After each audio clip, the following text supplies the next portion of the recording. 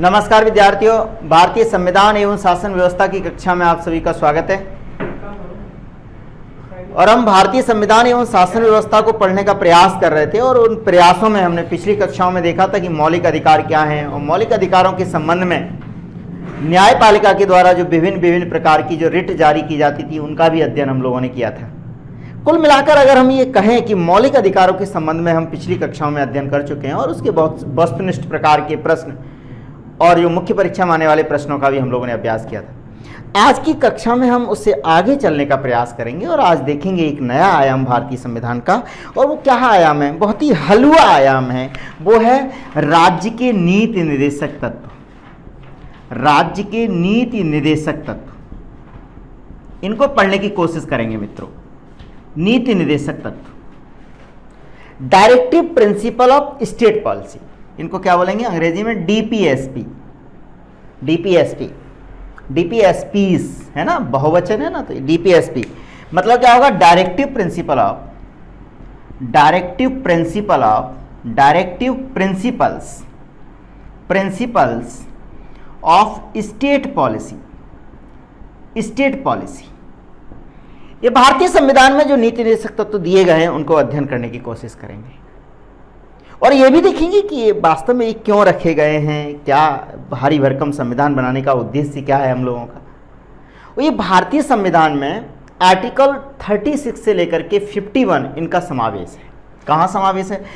Article 36 से लेकर के 36 से लेकर के आर्टिकल 51 तक directive principle of the state policy का क्या है बेटा?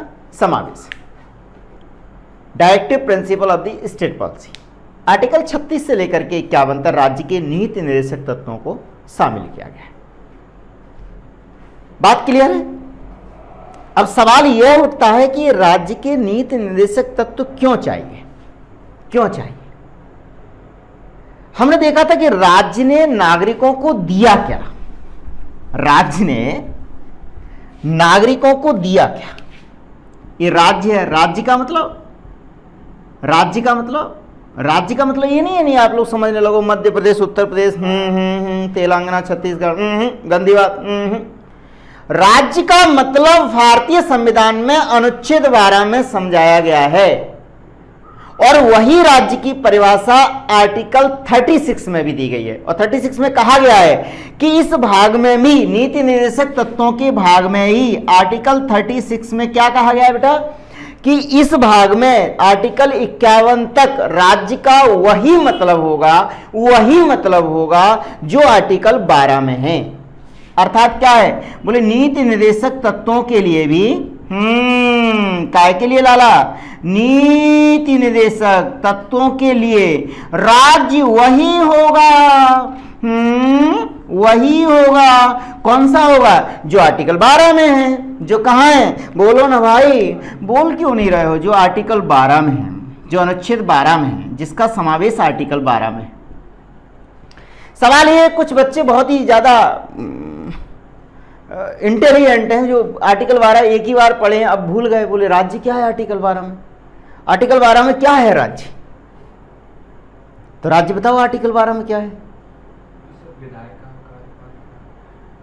आर्टिकल 12 में राज्य क्या? अब आर्टिकल 12 पढ़ा हो तब ना, किताब तो खोलते नहीं है। आर्टिकल 12 में राज्य को कैसे परिभाषित किया गया है देखते हैं बेटा, फिर अपन आगे बात करेंगे। आर्टिकल 12 राज्य के अंतर्गत वह शामिल होगा। क्या शामिल होगा बेटा? राज्य के अंतर्गत राज्य के अंतर्गत कौन कौन सम्मिलित होगा? कौन कौन सम्मिलित होगा? सम्मिलित होंगे कौन? बोले केंद्र का विधानमंडल, केंद्र सरकार और उसका विधानमंडल अर्थात संसद। अगर हम राज्य को परिभाषित करें तो लास्ट टाइम हमने कैसे राज्य को परिभाषित किया था मित्रों? कैसे परिभाषित किया था? बोले कैसे परिभाषित किया था? एक गोल घेरा बनाया था आर्टिकल 12। आर्टिकल 12 अपन ने कैसे परिभाषित किया था लिखने की कोशिश करते हैं। ये आर्टिकल 12 राज्य, और राज्य के अंतर्गत कौन कौन शामिल होगा? बोले क्या? बोले केंद्र सरकार। कौन सी सरकार? केंद्र सरकार। और केंद्र का क्या बेटा? विधानमंडल। विधानमंडल जहां कानून बनता है, केंद्र का विधानमंडल। क्लियर? अर्थात कौन? केंद्र का विधानमंडल कौन? कौन? बोलो ना भाई। बोले संसद, पार्लियामेंट। ये राज्य के अंतर्गत आएगा। फिर और कौन आएगा? बोले राज्यों की सरकार। राज्य का मतलब प्रांतों की सरकार है। प्रांत जो अपने हैं, मध्य प्रदेश, उत्तर प्रदेश, छत्तीसगढ़ वगैरह वगैरह, प्रांत, प्रांतों की सरकारें, सरकारें। और इनका क्या? विधानमंडल, विधानमंडल। अगर किन्हीं राज्यों में केवल विधानसभा है तो केवल विधानसभा, और यदि किन्हीं राज्यों में विधान परिषद भी है तो वहां विधान परिषद भी। जैसे लोकसभा राज्यसभा होता है वैसे ही। यानी विधानमंडल का मतलब क्या होगा? या तो कई राज्यों में विधानसभा होगी जो कानून बनाती है, या बोलो ना भाई, विधानसभा प्लस विधान परिषद, विधानसभा प्लस कई राज्यों में। कौन बेटा? कौन? विधान परिषद, अर्थात विधानमंडल। काय का विधानमंडल? प्रांत का। प्रांत को मतलब मध्य प्रदेश, उत्तर प्रदेश, छत्तीसगढ़ वगैरह वगैरह। तो आर्टिकल 12 में यही कहा गया। आर्टिकल 12 में क्या कहा गया? आर्टिकल 12 में कहा गया केंद्र सरकार, केंद्र का विधानमंडल, राज्यों की सरकारें अर्थात प्रांतों की सरकारें और प्रांतों का विधानमंडल, प्लस इस राज्य के क्षेत्र में आने वाले अन्य प्राधिकारी, अथॉरिटी, जो इस राज्य के अंदर काम कर रहे हैं, भारत की सीमा के अंदर क्या कर रहे हैं? काम कर रहे हैं। बोले राज्य की प्लस राज्य की सीमा के अंदर, राज्य के क्षेत्र के अंतर्गत, क्षेत्र के अंतर्गत कार्य करने वाले कौन भैया? कार्य करने वाले प्राधिकरण, अथॉरिटी, ये राज्य के अंतर्गत आएंगे।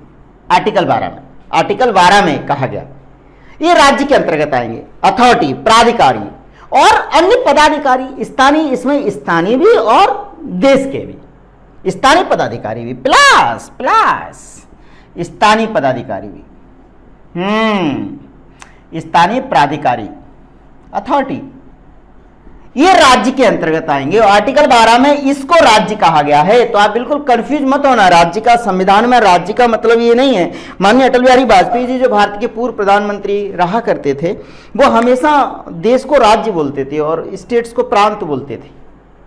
बोले भारत राज्य है, समझ आ रहा है? तो इस राज्य से नागरिकों को चाहिए क्या था? बोले अधिकार चाहिए थे। तो बोले दे दिया आर्टिकल 12 से 35। अब क्या करें? मर जाएं क्या?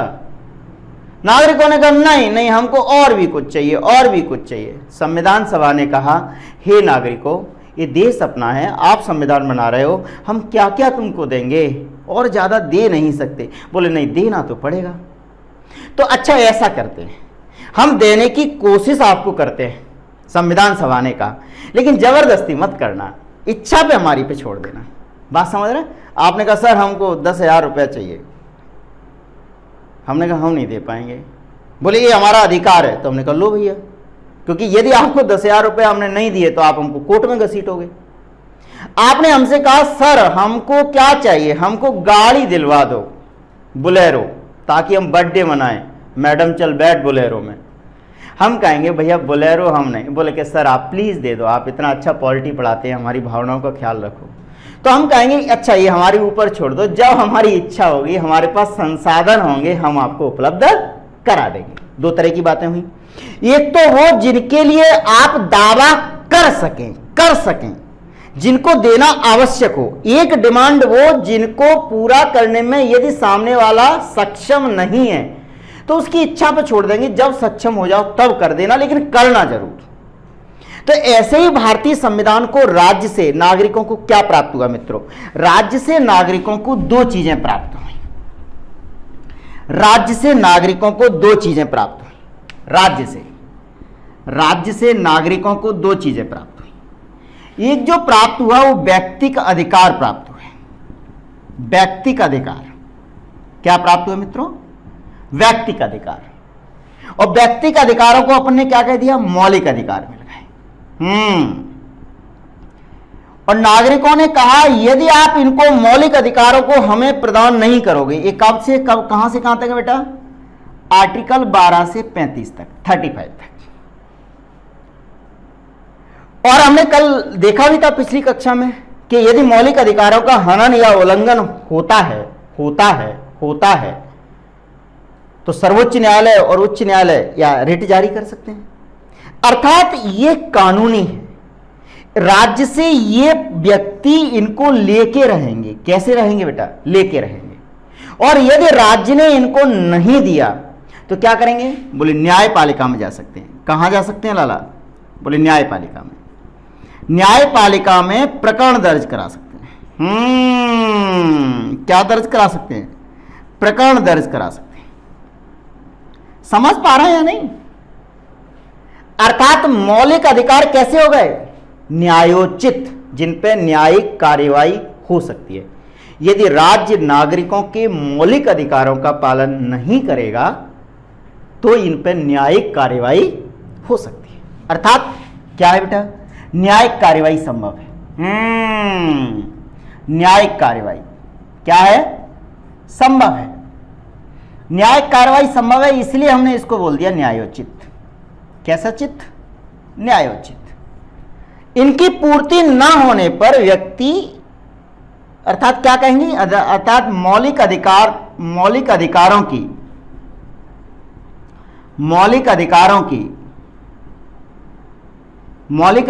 की प्राप्ति न होने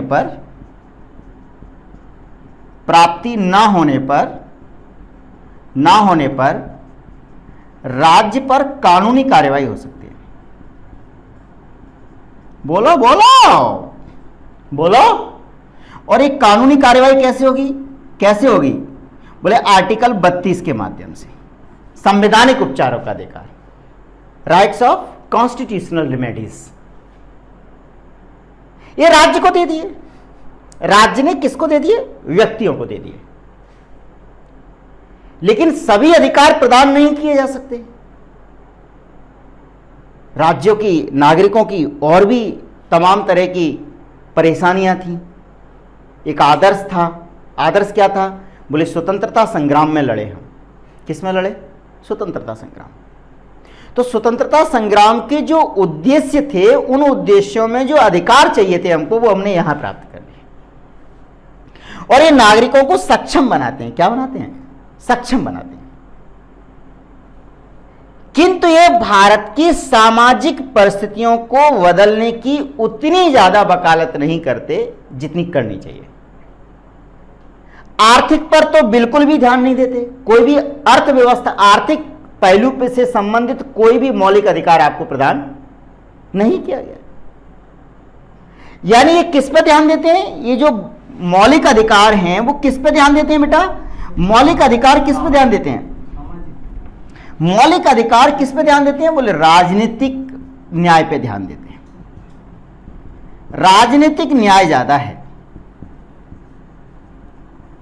राजनीतिक न्याय तो है कि सबकी समता, किसी आधार पर भेदभाव नहीं किया जाएगा, प्राणवाद, वैधानिक स्वतंत्रता का अधिकार है। सामाजिक न्याय कम है और आर्थिक न्याय ना के बराबर है। ना के बराबर। सामाजिक न्याय कम है। सामाजिक न्याय पर कम बल है। जबकि आर्थिक न्याय पे कितना बल है? बोलो। आर्थिक न्याय पर ना के बराबर ध्यान, ना के बराबर, ना के बराबर जोर है। अब आपको क्या चाहिए था? हमने क्या कहा था प्रस्तावना में? भारत को सामाजिक, आर्थिक और राजनीतिक न्याय चाहिए। तो यार राजनीतिक न्याय तो मिल गया, अब ये सामाजिक न्याय कहां से प्राप्त करेंगे? बोलो ना भाई, बोलो कहां से प्राप्त करेंगे? सामाजिक न्याय कहां से प्राप्त करेंगे? आर्थिक न्याय कहां से प्राप्त करेंगे? बोलो। कुछ और प्रावधान होने चाहिए। तो कुछ और प्रावधान किए। हमने कहा हे सरकार हमको कुछ दो। सरकार ने कहा लो, किंतु जबरदस्ती मत करना। तो बोले क्या दे रहे हो? बोले हम दे रहे हैं राज्य के नीति निर्देशक तत्व, directive principle of the state policy. बोले ये क्या होते हैं? बोले ये निर्देश हैं कि जब सरकारें, जब विधानमंडल कोई कानून या नीतियां बनाएंगे तो इन सिद्धांतों को अपने ध्यान में रखेंगे। और एक दूसरा पार्ट दिया गया बेटा, दूसरा पार्ट दिया गया आर्टिकल 36 से लेकर के 51 तक, और जिसको कहा गया राज्य के नीति निर्देशक तत्व। राज्य के नीति निर्देशक तत्व, राज्य के नीति निर्देशक तत्व, directive principle of the state policy. बोले किस पे ध्यान देंगे? बोले ये राजनीतिक पर कम लेकिन सामाजिक और आर्थिक न्याय पर ज्यादा ध्यान देते हैं। किसकी स्थापना करते हैं? यूपीएससी का तो बेसिक प्रश्न है, सामाजिक, यानी ये किस पे ध्यान देंगे बेटा? ये किस पे ध्यान देंगे? बोले ये सामाजिक और आर्थिक न्याय पर ज्यादा ध्यान देते हैं। नीति निर्देशक तत्व किस पे ध्यान देते हैं? बोलो बेटा सामाजिक। हम पढ़ेंगे, एक एक आर्टिकल देखेंगे, आप खुद ही समझ जाएंगे कि सोशल है और इकोनॉमिक है। सामाजिक और आर्थिक, सामाजिक और आर्थिक न्याय पर बल देते हैं, आर्थिक न्याय पर बल देते हैं, बल देते हैं, बल देते हैं। अर्थात ये सामाजिक और आर्थिक लोकतंत्र की स्थापना करते हैं। काय की स्थापना करते हैं बेटा? सामाजिक और आर्थिक लोकतंत्र की स्थापना करते हैं। सामाजिक व आर्थिक लोकतंत्र की स्थापना करते हैं, और यही हमारा अंतिम उद्देश्य है। हमारा अंतिम उद्देश्य क्या है? बोलो, हमारा अंतिम उद्देश्य ये नहीं है कि राजनीतिक लोकतंत्र आए, सरकारें आएंगी जाएंगी, किंतु सामाजिक और आर्थिक लोकतंत्र स्थापित होना चाहिए। राजनीतिक लोकतंत्र सामाजिक और आर्थिक लोकतंत्र लाने का, आर्थिक न्याय लाने का एक माध्यम है। रास्ता क्या है बेटा? Political justice. फाइंड आउट क्या करना है? टारगेट क्या है? बोले सोशियो एंड इकोनॉमिक जस्टिस, सामाजिक और आर्थिक न्याय। आर्थिक लोकतंत्र की स्थापना करते हैं, स्थापना करते हैं, और जब ये लोकतंत्र की स्थापना करते हैं तो इस आधार पर ही कह देते हैं ये लोक कल्याणकारी राज्य की स्थापना करते हैं। ध्यान से देखेंगे, काय की स्थापना करते हैं बेटा? लोक कल्याणकारी राज्य की स्थापना करते हैं, लोक कल्याणकारी राज्य की स्थापना करते हैं। बोले वेलफेयर स्टेट की बात करते हैं हम। किसकी बात करते हैं? Welfare state. पुलिस राज्य की बात नहीं करते। पुलिस राज्य हमने देखा था अंग्रेजों के समय में कोई कल्याणकारी शासन नहीं हुआ करता था, पुलिस शासन होता था। बात मान रहे हैं तो ठीक है, नहीं तो सटाक। आज कल्याणकारी शासन। आज 1 किलो चावल 1 किलो दाल देने के लिए माननीय प्रधानमंत्री जी को खुद देश को संबोधन करना पड़ता है कि हे देश के नागरिकों, मैं आ गया। बोले काय के लिए? बोले 5 किलो चावल लीजिए, 1 किलो दाल लीजिए। क्यों? क्योंकि हम पुलिस राज्य नहीं है। कैसे राज्य है? लोक कल्याणकारी राज्य। और लोक कल्याणकारी राज्य की स्थापना कब होगी? जब सामाजिक आर्थिक लोकतंत्र की स्थापना होगी। और इनको करेगा कौन? करेगा कौन? बोले राज्य के नीति निर्देशक तत्व। अब सवाल यह उठता है कि राज्य के नीति निर्देशक तत्व होते क्या है बेटा, और इनका इतना महत्व है तो क्या यदि कोई सरकार राज्य के नीति निर्देशक तत्वों की अवहेलना करती है या उनको नहीं मानती है तो क्या हम न्यायालय में जा सकते हैं? तो हमने कहा ना ना, क्योंकि हमने पहले ही कह दिया था जबरदस्ती मत करो, दावा ने मत करो। देखो कह दिया ना तुमने। पापा से कहते हैं ना, पापा हमको मोटरसाइकिल दिला दो। अब ऐसे नहीं कि शाम को पापा खाना खाने आए, बोले थाली खींच ली, बोले मोटरसाइकिल आ रही है, बोले नहीं आ रही तो नहीं, खाना नहीं। व्यवस्था चलने दो, जब उनका मन करेगा, उनके पास संसाधन हो जाएंगे तो आपकी आवश्यकताओं की पूर्ति करने का क्या करेंगे बेटा? प्रयास करेंगे। तो इस आधार पर राज्य के नीति निर्देशक तत्व हैं। अगर इनकी अवहेलना होती है तो हम न्यायपालिका में दावा, सरकार के विरुद्ध दावा नहीं कर सकते। हम ये नहीं कह सकते हे न्यायपालिका, सरकार ने हमारे निर्देशक तत्वों को नहीं माना है। तो सरकार, न्यायपालिका कहेगी कोई बात नहीं है, सरकार को थोड़ा वक्त और दो, वो आपके लिए पॉलिसी बनाएगी जिनमें निर्देशक तत्वों को शामिल करेगी। अर्थात निर्देशक तत्वों के उल्लंघन पर न्यायपालिका में नहीं जा सकते। इनके उल्लंघन पर न्यायपालिका में नहीं जा सकते। न्यायपालिका में इनके उल्लंघन पर किसके खिलाफ? बोले सरकार के खिलाफ। सरकार अर्थात राज्य के खिलाफ। किसके खिलाफ बेटा? दिख रहा है या नहीं? दिख रहा है या नहीं?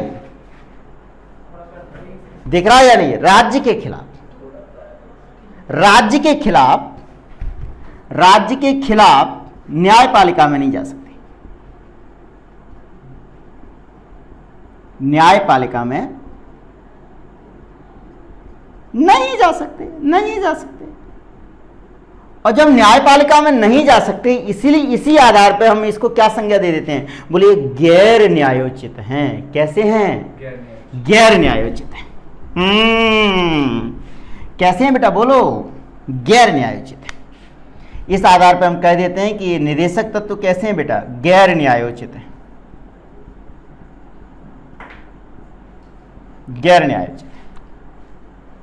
गैर न्यायोचित का मतलब समझ रहे हैं, यदि कोई सरकार परिस्थितियों बस किन्हीं सिद्धांतों को, निदेशक सिद्धांतों को आर्टिकल 36 से 51 के बीच के अपनी नीतियों में, अपने कानून में अगर शामिल नहीं कर पाती है समय बस, तो हम उसके विरुद्ध केस नहीं कर सकते। और न्यायपालिका कोई याचिका जैसी व्यवस्था नहीं है कि वो जारी कर सके। सवाल यह उठता है कि निदेशक तत्व हैं क्या और इनका उपयोग क्या है। तो डीपीएसपी हेडिंग लगाते हैं, राज्य के नीति निदेशक तत्व, राज्य के नीति निदेशक तत्व, डायरेक्टिव प्रिंसिपल, डीपीएसपी। डीपीएसपी राज्य के नीति निदेशक तत्व बोले क्या है, क्या है? बोले राज्य के नीति निदेशक तत्व। बोले क्या है राज्य के नीति निदेशक तत्व? बोले वे तत्व हैं, ये क्या है बेटा, परिभाषा लिखते हैं, वे तत्व हैं जो भारतीय शासन प्रणाली में मूलभूत है, बेसिक है। वे तत्व हैं जो शासन प्रणाली में कैसे हैं बेटा, मूलभूत है। शासन प्रणाली में मूलभूत है, बेसिक्स, मूलभूत है। और इनका आंसर क्या होता है? बोले विधायिका व कार्यपालिका को अपनी नीतियों के संबंध में इनका पालन करना अपेक्षित है। विधायिका, जिनका, किसको बेटा, विधायिका, विधायिका और कौन, कार्यपालिका व अन्य प्राधिकारी, कार्यपालिका व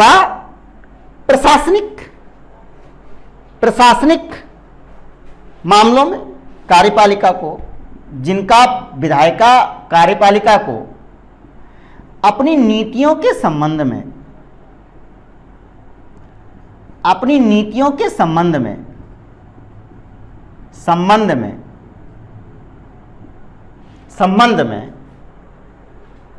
पालन करना अपेक्षित है, एक्सपेक्टेड है कि राज्य सरकार पालन करेगी। पालन करना अपेक्षित है, एक्सपेक्टेड है। वे तत्व जो शासन प्रणाली में मूलभूत हैं, जिनका विधायिका व कार्यपालिका अपनी नीतियों के संबंध में पालन करना अपेक्षित है। यानी विधायिका और कार्यपालिका जिनका पालन करे, काय में पालन करे भैया, अपनी पॉलिसीज में। अब सवाल ये उठता है कि विधायिका क्या है, कार्यपालिका क्या है? कुछ नहीं है, हलवा है। पहले तो दिमाग में सोचा करो क्या है, कुछ नहीं। ऐसा सोचने से मन हल्का हो जाता है। नहीं तो पहले दिन सोच लो विधायिका विधायिका विधायिका, कार्यपालिका कार्यपालिका, कुछ नहीं है। आप संसद देखे हो ना, ये संसद है। अपन ऐसी मन जाती रही भावना जैसी, संसद में ये लोकसभा है, ये राज्यसभा है। हॉल बना लेते हैं दो अलग अलग, और ये माननीय महामहिम राष्ट्रपति जी है। तीनों को मिला के क्या बन गया, बोलो, संसद। कानून बनाने का अधिकार किसको है? संसद को। तो लोकसभा में कितने लोग? 545। इसमें कितने लोग? मैक्सिमम कितने?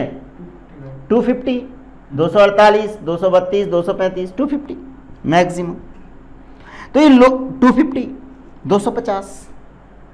तो ये जो सांसद लोग हैं, काय के सांसद लोग हैं? लोकसभा और राज्यसभा के। ये किसी भी विधेयक को, यानी अपन दोनों हाउसेज के, राज्यसभा और लोकसभा में, यहां पे क्या होगा? प्रस्ताव पारित होगा।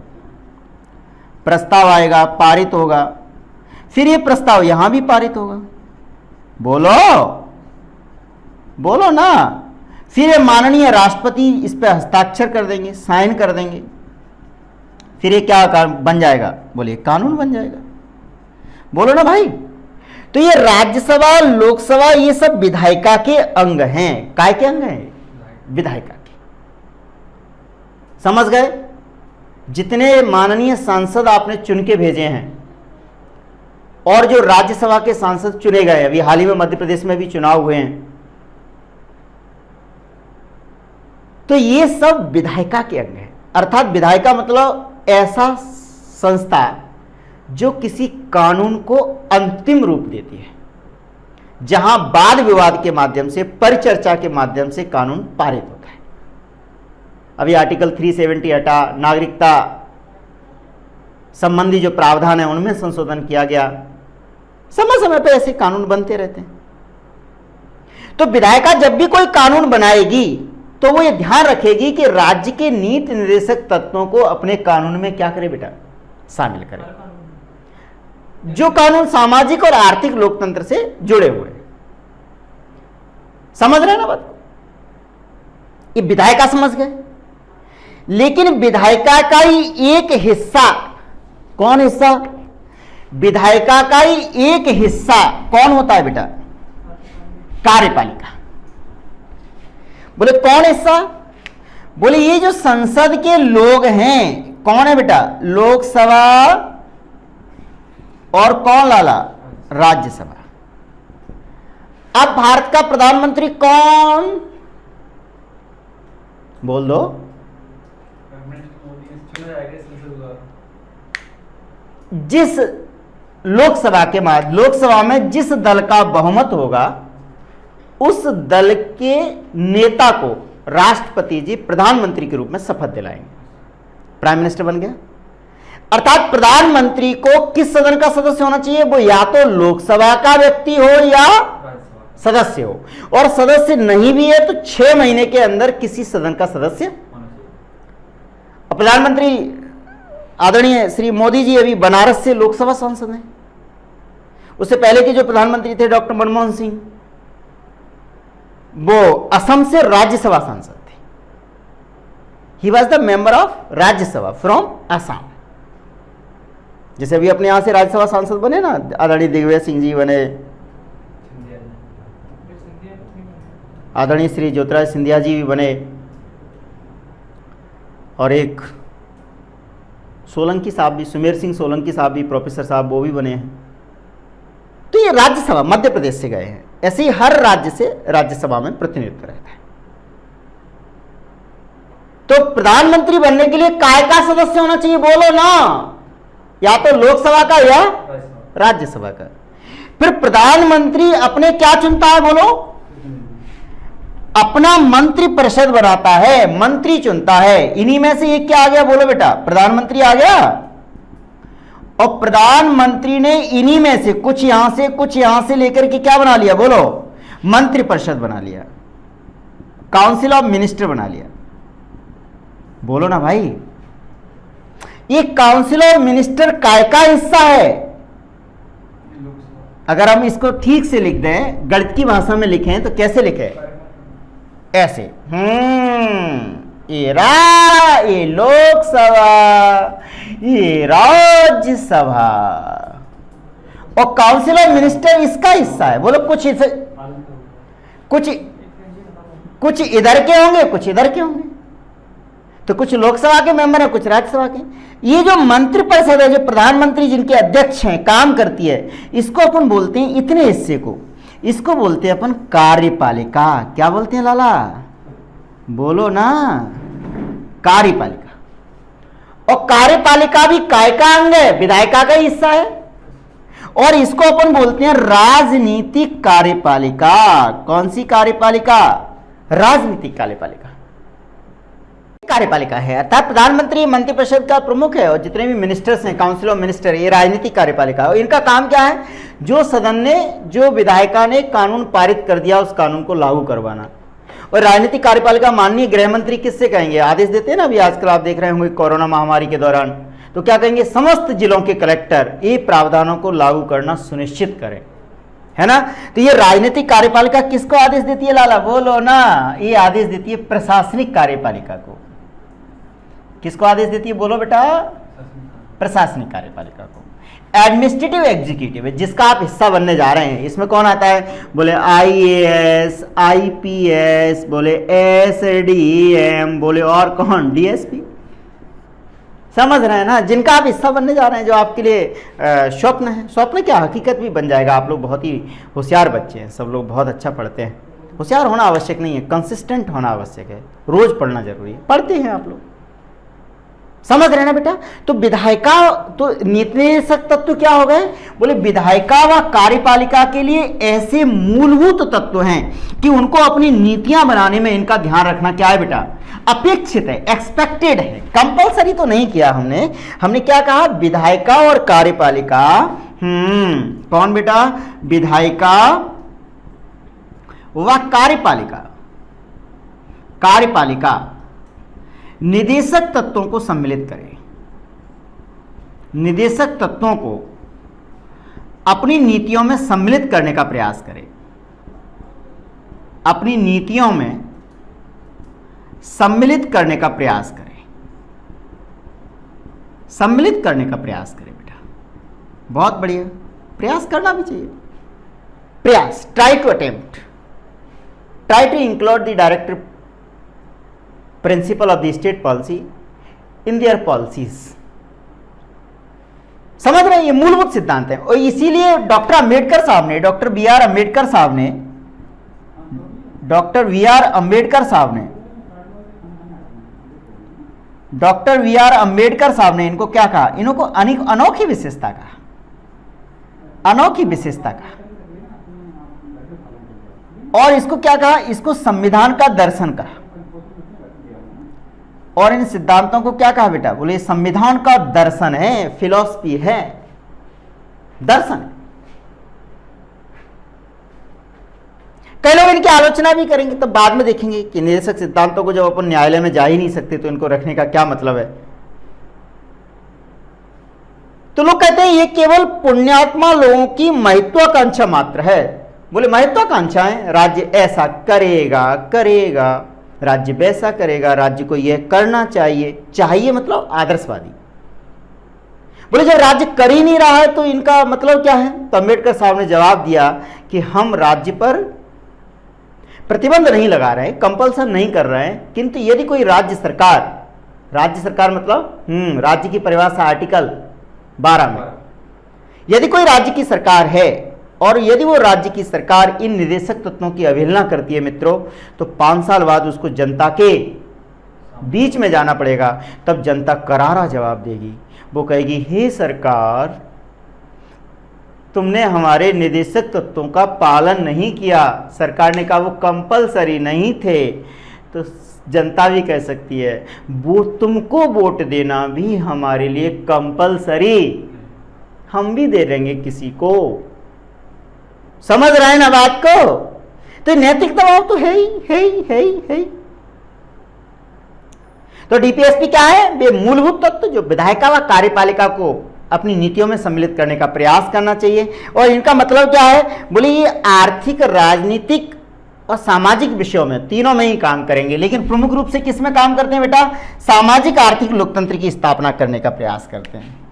क्या करते हैं बेटा? सामाजिक, डीपीएसपी क्या करते हैं? बोले सामाजिक आर्थिक लोकतंत्र की स्थापना का प्रयास, आर्थिक लोकतंत्र की स्थापना का प्रयास। और इस आधार पे हम कह सकते हैं कि डीपीएसपी जो है वो क्या करते हैं बेटा? ये ध्यान समझिए, डीपीएसपी क्या करते हैं? बोले ये लोक कल्याणकारी राज्य की स्थापना करते हैं, वेलफेयर स्टेट। और वेलफेयर का मतलब हमेशा फायदे में नहीं, वेलफेयर का मतलब हमेशा घाटे में। लोक कल्याण के लिए काम करोगे तो क्या होगा? फायदा तो नहीं होगा ना। फायदा तो उद्योगपतियों को होता है, सरकारों को फायदे नहीं होते। लोक कल्याण के लिए कार्य करती है। काय के लिए कार्य करती है? बोलो बेटा, लोक कल्याण, लोक कल्याणकारी शासन की स्थापना करते हैं,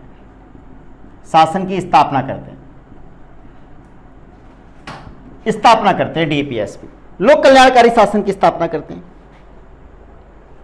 न्याय में उच्च आदर्श, स्वतंत्रता और समानता बनाने की कोशिश करते हैं। न्याय में उच्च आदर्श, न्याय में कैसा? बोले न्याय कौन से? बोले दोनों तरह के। बोले कौन से बेटा? बोले सामाजिक। और कौन से? बोलो ना लाला, आर्थिक न्याय। और क्या बोले, स्वतंत्रता और समानता स्थापित करने का प्रयास। बोले स्वतंत्रता व समानता स्थापित करने का प्रयास। प्रयास कौन करता है? डीपीएसपी करते हैं। और शासन में मूलभूत है, बेसिक्स हैं, जिनका पालन करना शासन से क्या है बेटा? अपेक्षित है। बात समझ में आ रही है कि नहीं आ रही? जिनका पालन करना शासन में अपेक्षित है। यानी राज्य को विधि बनाते समय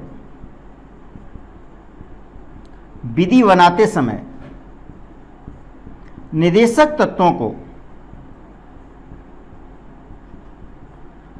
तत्वों को सम्मिलित करने का प्रयास करना चाहिए।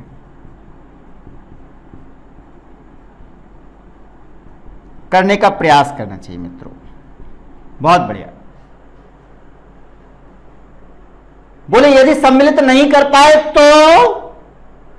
तो कुछ नहीं। हे नागरिकों, अभी सरकार आपकी नई है और नई सरकार पे ज्यादा जोर डालोगे तो टूट जाएगी। तुम्हारी अपेक्षाएं अभी पालन नहीं कर सकती है। तो बोले क्या हम न्यायपालिका में जाएं? बोले नहीं। बोले यदि किसी सरकार ने इन सिद्धांतों को अपने अंदर शामिल क्या है बेटा? नीतियों में शामिल नहीं कर पाए तो न्यायपालिका में जाके जबरदस्ती इनको लागू नहीं करवा सकते। यानी न्यायपालिका में राज्य के विरुद्ध नहीं जा सकते। कोई कानूनी कार्रवाई नहीं है। हाँ, न्यायपालिका में राज्य के विरुद्ध नहीं जा सकते। बहुत बढ़िया। अर्थात ये कैसे है? गैर न्यायोचित है। कैसे है लाला? गैर न्यायोचित है। और कोई राज्य के विरुद्ध कोई आदेश जारी नहीं किया जा सकता, जैसे कि मौलिक अधिकारों के उल्लंघन पर जारी किया जा सकता था। बोले गैर न्यायोचित क्यों किए गए? बताओ ना क्यों? लोगों ने कहा ऐसे तो कोई मतलब ही नहीं है ना। चाहिए आदर्शवादी बातें हैं। सुबह 4 बजे जगना चाहिए। जगते हो क्या? 4 बजे अलार्म बजा, आज नहीं, ठंड बहुत है, सटाक रख दिया। कई लोग तो अपनी घड़ी फोड़ देते हैं। और वहीं 4 बजे अगर नहीं जगे, सटाक पड़ा पिताजी का थप्पड़। हाँ बोलो क्या पढ़ना है? पिताजी ने तुम्हारी इच्छा पे छोड़ दिया। बोले 4 बजे, पापा से कहा पापा हम 4 बजे जगेंगे। पापा ने कहा जग जाओ तो ठीक है, प्रयास करो, कभी नहीं जग पाओगे। तो लोगों ने आलोचना की, बोलिए गैर न्यायोचित है, ये क्यों है? अच्छी बात नहीं है। यानी हम इनके विरुद्ध भी कहां जाए? न्यायपालिका में जाए।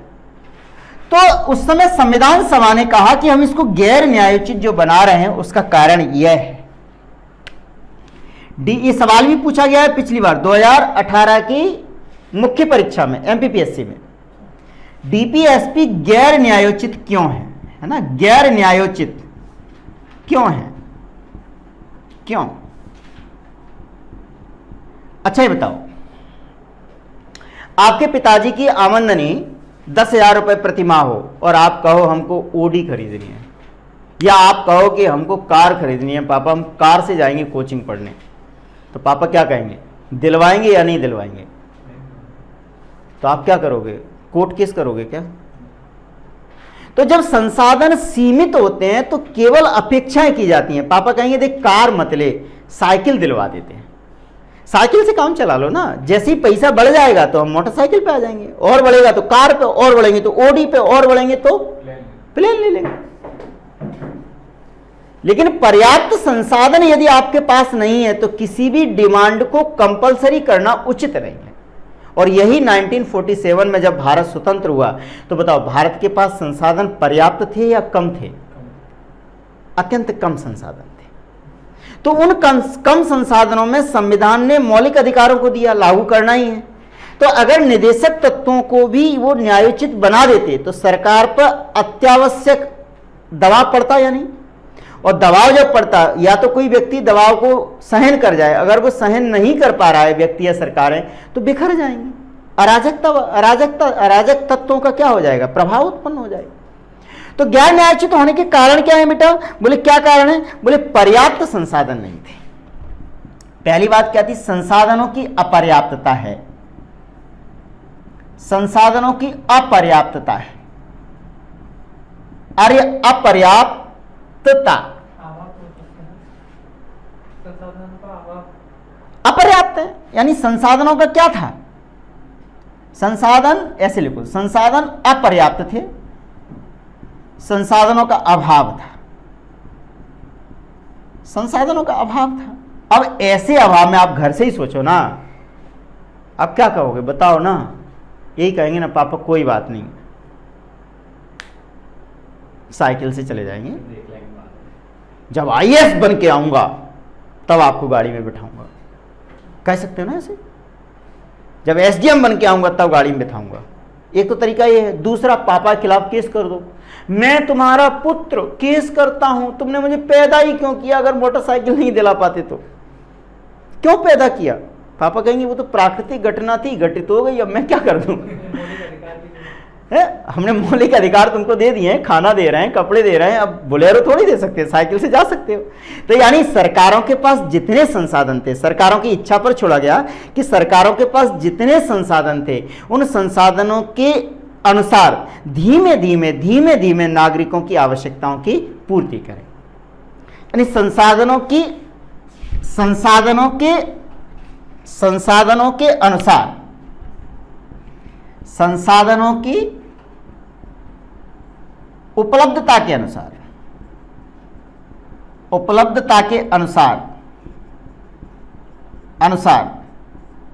निदेशक तत्वों को, नीति निदेशक तत्वों को अपनी नीतियों में शामिल करें। अब आप समझ रहे हैं अभी, और अपनी नीतियों में शामिल करें, बोलो ना भाई, और धीरे धीरे देखेंगे अपन शामिल करें अपनी संसाधन जितने उपलब्ध हैं। गैर न्यायोचित का बताना है सर। गैर न्यायोचित अर्थात इनके उल्लंघन, गैर न्यायोचित क्यों हैं, क्यों, नंबर एक, संसाधन कम थे, इसलिए इनके उल्लंघन पर नागरिक न्यायपालिका में नहीं जा सकते। वही तो बता रहे हैं, पापा के पास 10,000 है, बोलेरो नहीं दिलवा पा रहे, तो कहां जाओगे, कोर्ट जाओगे क्या, नहीं जाओगे ना। समझो बात को, क्यों, संसाधन सरकार के पास क्या थे, सीमित थे, संसाधनों की उपलब्धता नहीं थी।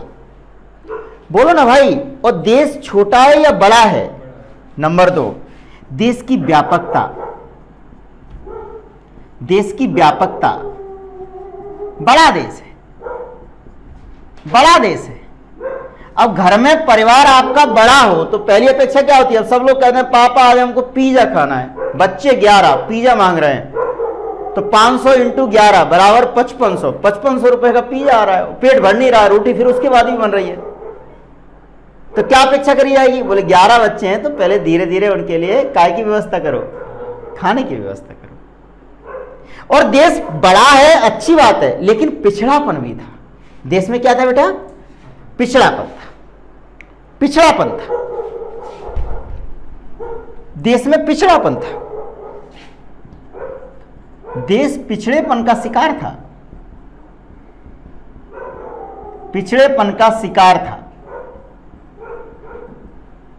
स्वतंत्रता की बात का रेफरेंस है।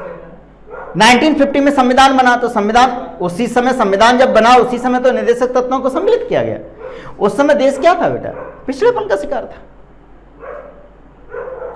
और जब देश पिछड़ेपन का शिकार था, जब आपके पास संसाधन कम है, तो आप लोगों की मांग पूरी करोगे, लोगों की इच्छाएं पूरी करोगे या आवश्यकताएं पूरी करोगे, आवश्यकताएं पूरी करोगे। इच्छाएं तो कुछ भी होती है, आवश्यकता यानी मूलभूत आवश्यकता है। धीरे धीरे जैसे जैसे हमारे पास संसाधनों का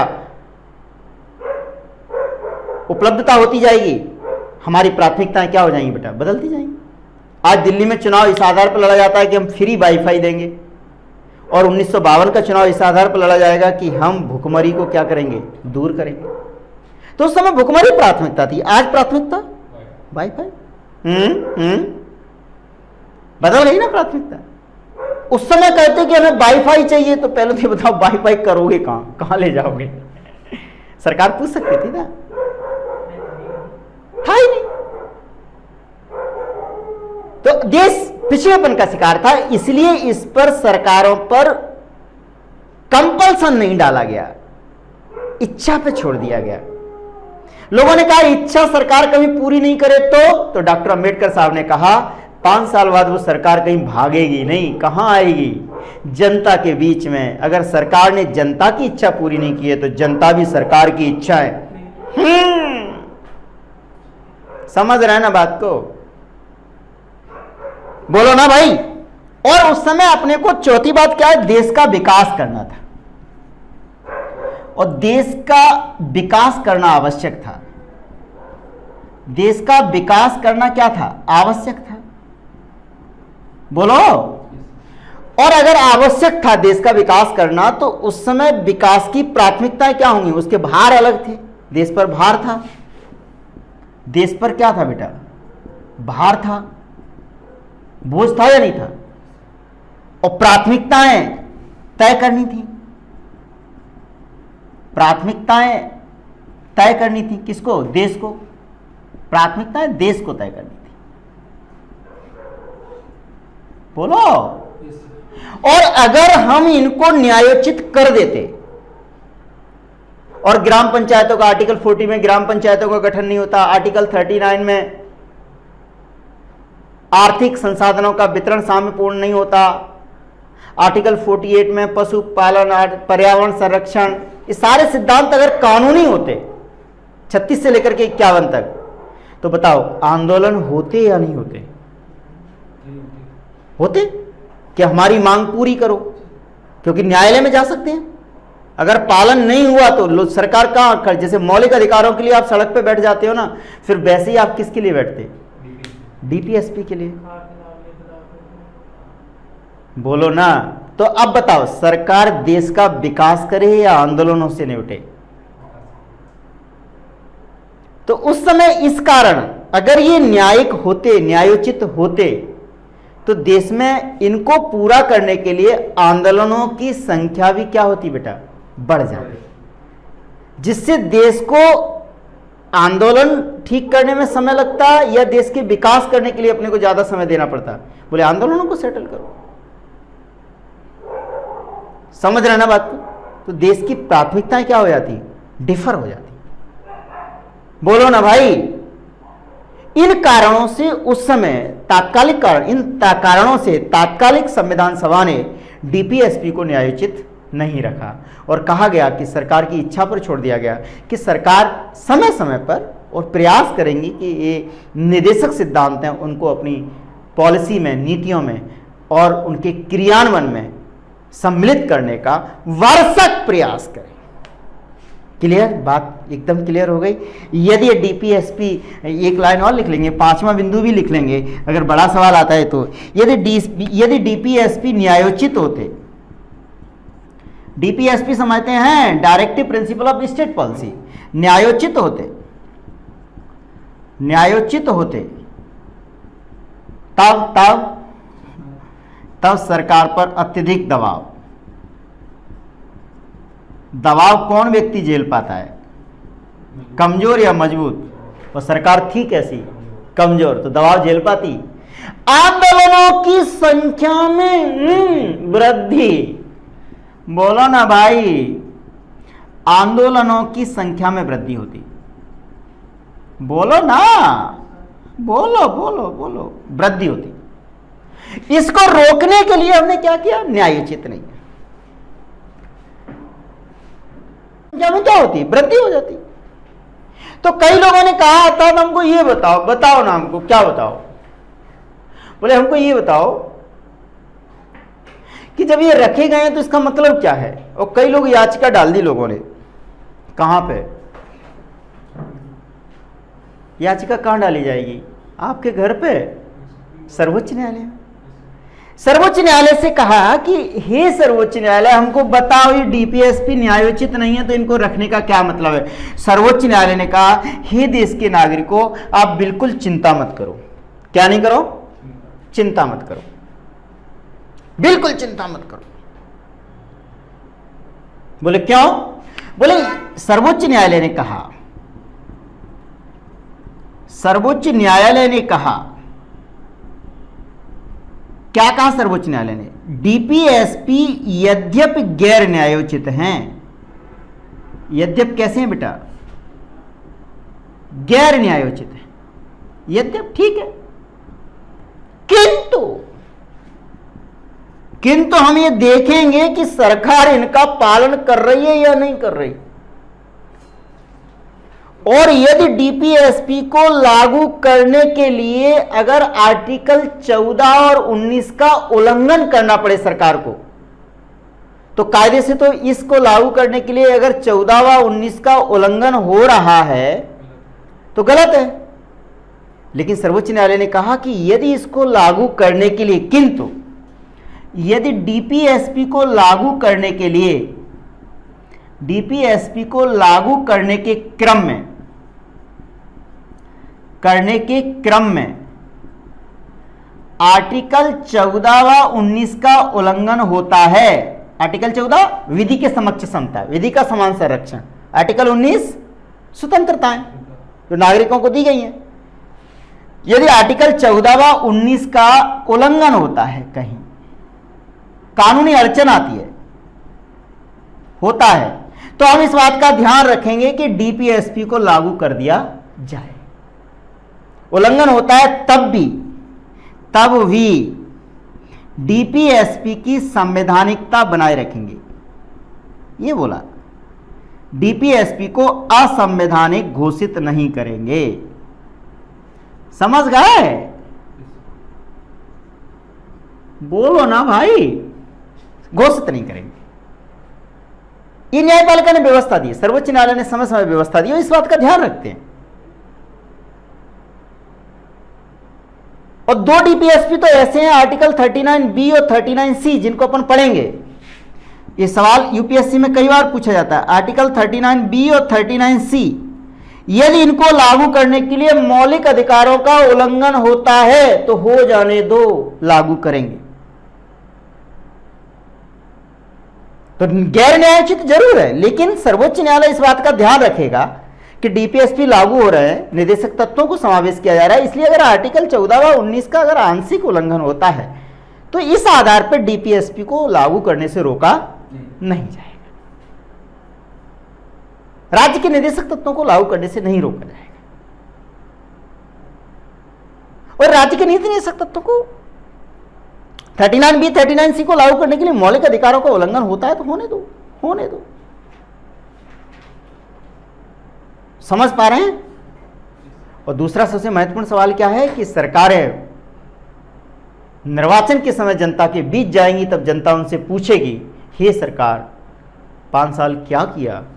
बोले कुछ नहीं। तो बोले अब तुम क्या कर रहे हो? बोले कुछ नहीं। बोले अभी मुख्यमंत्री हो लेकिन कल मोटरसाइकिल पे घूमोगे। बात समझ में आ रहा है? तो ये डायरेक्टिव प्रिंसिपल गैर न्यायोचित होने का यही कारण है। इनकी विशेषताएं क्या है? बोले जनता के लिए उम्मीदें हैं। अगर डीपीएसपी की विशेषता आ जाए लिखने के लिए तो क्या आ जाएंगी? क्या है अनोखी विशेषता? क्या है इनकी डीपीएसपी की? डीपीएसपी की अनोखी विशेषता क्या है बेटा? अनोखी विशेषता क्या है? अनोखी विशेषताएं क्या हैं? बोले नंबर 1 राज्य के आदर्श हैं। बोलो ना, राज्य के आदर्श हैं। दूसरा जनता की उम्मीदें हैं। जनता की क्या है? उम्मीद। और तीसरा क्या है? बोले लोक कल्याणकारी राज्य की स्थापना करती है। काय की स्थापना? लोक कल्याणकारी राज्य की स्थापना करती है। चौथी बात क्या है लाला? बोले सरकार को भार से बचाती है। सरकार की इच्छा पे धीमे धीमे गाना भी आया ना, धीमे धीमे अपने उद्देश्यों को क्या करो? प्राप्त करो। समझ रहे हैं ना बात को? सरकार पर अत्यधिक भार से बचाव करती है। अत्यधिक भार से बचाव करती हैं। और क्या करते हैं डीपीएसपी? चलो जल्दी बताओ। और क्या करते हैं? सामाजिक आर्थिक न्याय स्थापना करते हैं। क्या करते हैं, यहीं लिख देता हूं 5वां, सामाजिक आर्थिक न्याय की स्थापना करते हैं। समझ रहे हैं ना बात को? तो ये राज्य के नीति निर्देशक तत्व हैं जिनकी अध्ययन अपन अगली कक्षाओं में भी करेंगे और देखेंगे कि राज्य के नीति निर्देशक तत्व होते क्या हैं, इनको कैसे हम देखेंगे कि मौलिक अधिकारों से किस तरह से भिन्न है, और आर्टिकल 36 से लेकर के 51 तक हम पढ़ने का कोशिश करेंगे और उनका वर्गीकरण भी करेंगे। इस संबंध में आपके जो कमेंट्स और आपके जो सुझाव हैं वो आपको निरंतर प्राप्त होते रहेंगे, जो मेरे लिए प्रेरणा का भी कार्य करेंगे, और अगली कक्षा में उनका समावेश भी करूंगा। आप जुड़े रहिए मेरे साथ, पढ़ते हैं अपन भारत की संविधान और शासन व्यवस्था। आपके सुझाव और कमेंट्स का हमेशा क्या है, स्वागत है। मिलते हैं अगली बार। धन्यवाद।